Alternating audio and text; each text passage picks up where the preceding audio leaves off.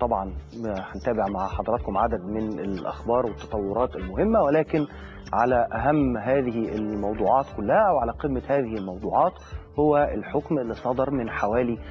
ساعة أو ساعة ونص على الأكثر، صدر من محكمة جنايات القاهرة. نبدأ مع حضراتكم نعرف على طول التطورات، لأنه في محكمة جنايات القاهرة، في محكمة القاهرة الجديدة برئاسة المستشار مصطفى حسن عبد الله،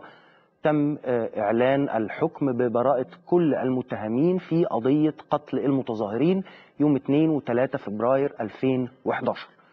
المشاهد الخاصة اللي حضراتكم بتشوفوها كانت المشاهد الأولى من هذه المحاكمة اللي كان بيتم بثها على الهواء مباشرة حتى تم اتخاذ قرار بعدم استمرار هذا البث، وكانت لقائمة من 24 متهم، جميعهم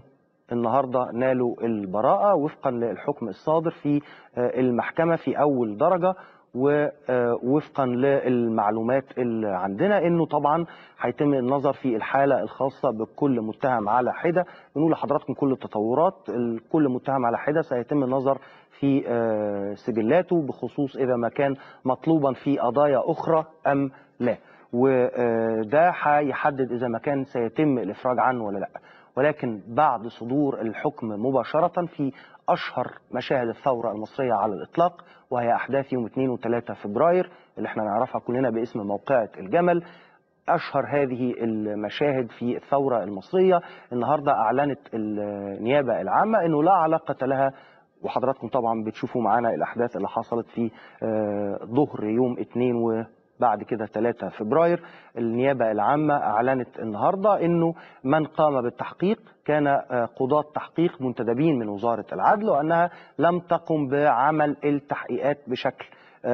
مباشر في النيابة، وأنه بيتم الآن اتخاذ إجراءات خاصة بالطعن على الحكم. زي ما قلت لحضراتكم أنه في نفس الوقت بيتم النظر في ملفات كل متهم على حدة إذا ما كان هيتم الإفراج عنه أم هو مطلوب على ذمة قضايا أخرى، وبالتالي سيبقى قيد الحبس. وطبعا احنا مش عارفين ايضا اجراءات الطعن هتتم في فتره قد ايه، بيتم يعني اجراءات الطعن نفسها هل بيتم اجراءها بشكل فوري، هل هتاخذ عده ايام، هل يفرج عن المتهمين حتى الطعن ويعادوا مره ثانيه، ده لسه لغايه دلوقتي هذه التفاصيل لا نعلم. الصور اللي حضراتكم بتشوفوها هي صور